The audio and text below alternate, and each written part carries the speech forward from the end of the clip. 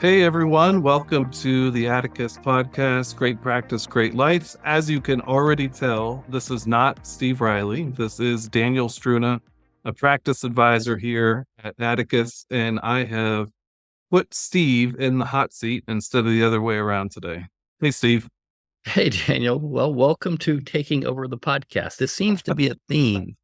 Yeah, I'm sensing a trend here.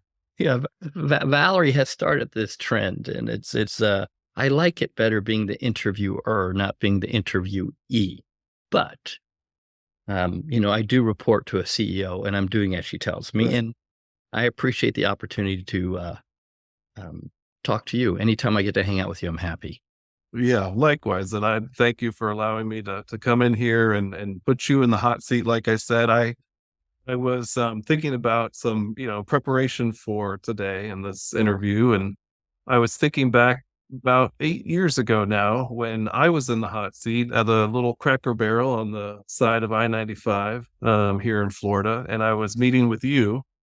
I'd never met you before. This was all part of the what's the best word for it? The screening process to see if I had what it takes or was the right person to come into the Atticus community as the newest team member. Do you remember that, Steve? I do. It was so at the time, Mark Powers was doing interviews for a crucial role in our organization, which was membership services. And he had met with you, interviewed you, loved the fact that you were a lawyer, loved your background. You made a great impression on him. And he wanted me to meet with you to actually pre-interview you for the job that you have now, which is practice advisor. And Mark had this brilliant idea, which was to put you into member services to work with new members, understand the process of what people go through to become an Atticus member so you could be more effective, helping new members join, new members work with us. So yeah, I totally remember it. And I totally remember the time. I was agitated as all get out, as I recall. I was very agitated about meeting with you because I was like, man, how am I going to put this into my schedule? And I put you through a pretty tough cross-examination, is my It recollection. was. I remember that part. Absolutely. I think it was probably an hour and a half. It was. It was quite the process. The first thing I look at is how to pay, how to leverage, how to Yeah. utilize my time better.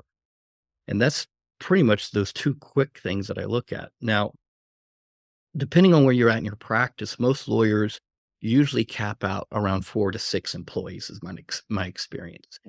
And they get about 4 to 6 employees and their revenue caps out and they cap out. And the reason they cap out is not because of marketing. They've only figured out how to manage 4 to 6 people.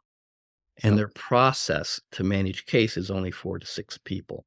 So most lawyers, their next hit will be when they get to about 4 to 6, maybe 8. And once they get there, then they have to take a step back and realize they have to reallocate direct reports to perhaps 3. And this is why I am a raving fan of our team leader certification process. Because lawyers always say, well, why do I need a team leader? Should I have a team leader? What should a team leader look like? And we designed this thing. We've had 80, 90 people go through it now. And I'm like, you're crazy as a lawyer. If you're worth $500 an hour to sit down and try and train a paralegal to become a team leader, because in afternoon, you're already upside down. Your best bet is to invest with us, have that person trained as a team leader by women, 2 incredible women, Christina Inman and Patty Paz, who know what the heck they're doing in that program. Like they've been training these people and they've got instincts. They know whether these people fit it. So really, yeah. I think being able to understand that your next hire when you get 4 to 6 needs to be a managerial move. And the managerial move is somebody that's going to hire 2 to 3 other people and be consciously aware that their job is to manage 2 to 3 other people, and they have the authority and they're empowered to manage 2 to 3 other people. So if you're managing 6, you want to get your direct reports down to probably 2. In relation to the first component of those, those components, when to hire.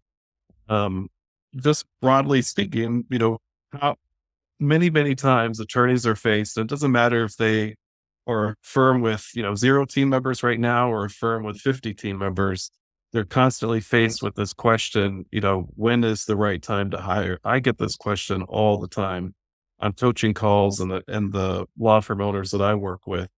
How do you address that? How do you kind of think through that question? I have 2 different tests.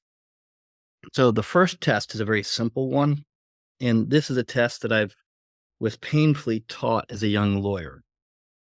Painfully taught, painful. Uh, it was probably 4, 5 years into practice, running on my own practice, and at the same time, my wife and I were rehabbing a duplex. So we lived on one side of the duplex, and we're rehabbing the other side to rent it out, and this was not a glamorous lifestyle. So, I had worked the whole weekend and had come into the practice on a Monday morning, and I had, was tired and worn out, tired and worn out over the weekend. Sure. And I came in and I was meeting with this client who is a really great business client who I 9:30 meeting, first thing on Monday morning, and he comes in and he's a really nice guy, but he's talking to me like the status of this project he gave me to do. And he says, "Steve, you're like 6 weeks behind on this project." And I noticed something. "Can I ask you a question? What'd you do this weekend?" I go, "Well, I was doing some work on my house." He goes, "Well, I noticed you have paint under your fingernails and, you look really tired. I have a question for you." I said, "Okay." He goes, "What are you charging me per hour to do this?" This is a while ago. So I'm like, "Well, $200 an hour." He goes, "I see. And how did you spend your weekend?" And this guy's a business owner. He's 30 years older than I am, clearly wiser. And I said, "Well, I was retiling the kitchen and I was retiling the grout in the kitchen and retiling the paint." And he said, "Well, how often do you do that?" And I said, "Well, we bought this duplex and rehabbing it, blah, blah, blah, blah." And, I had worked construction jobs through college. I'd done roofing work. I've done carpentry work. I had done a ton of painting work. This is not like a high skill thing, but I'm thinking to myself, I might as well do this because I don't have a lot of cash. I might as well do it myself. And he goes, "Steve, are you open to a piece of advice?" I'm like, "Yeah." He goes, "You bill at $200 an hour. What would it cost you to have a guy come in to tile the kitchen, paint, and get this done so you can start renting out the other side of your unit? Because at this rate, my guess is going to take you 6 months to a year. Yeah, you save a little bit of money, but you're losing the rent." And it was a great lesson. It was like a bulb. I'm like, "Oh my god, I am the biggest mathematical idiot on the planet," right? So I could hire somebody for a tenth of what I'm billing him out at. He's like, "You could have worked the whole weekend, hired 2 guys at $20 an hour, and billed me and gotten this darn project over the finish line and made, you know, $4,000. You could have paid these Yeah. guys 400, you could have made 4,000. You're not using your leverage, you're not understanding the value of your time. You're never gonna make it in this business or any other business if you don't learn this lesson." It was an incredible lesson. So from that moment on, I adopted some rules. And my rule is first, and this is just a great rule to start with, take a third of what your billable hour is. So if you're $300 an hour, then take $100, and anything that you're doing that's not worth $300 an hour, you should hire somebody that's $100 an hour or less to do for you. If you're looking for somebody who's gonna be kind of in that, that vocation category, you're looking for somebody who is going to be a part of the growth of the firm and a part of the future of the firm for, the long term. You're looking for somebody that even before you bring them on, as an individual, on a personal level, you can see signs that they're seeking growth in their own life outside of even, being connected with your organization. Yeah, and there's tons of ways of figuring that out, right? It could Sure. be everything from, you know, what was the last book that you read that really excited I you? love that question. Yeah. I hope people wrote it down. So yeah. So I'm always looking for someone that has a growth mindset. Uh, I'm always looking, from Carol Dweck's work, her mindset book. I'm trying to find questions that reflect behavior that show a curiosity, a willingness to learn. I'm trying to find out questions that will help me understand who this person is as a person, what authentically makes them excited to get up in the morning.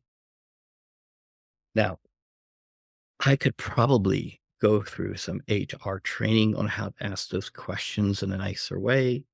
Sure. I think Valerie, after listening to this podcast, assuming she does, will probably never let me be in another interview again. Mark likes me in interviews because I'm the bad cop. He's the good cop, but Right. but you said the important thing. I'm investing in this person and this person's investing in me. And I need to bring some heat to the conversation as quickly as possible to determine, is this the type of person that will be able to do the work they need to do in a relationship with me to grow? Is this the type of person that's investable by me to grow?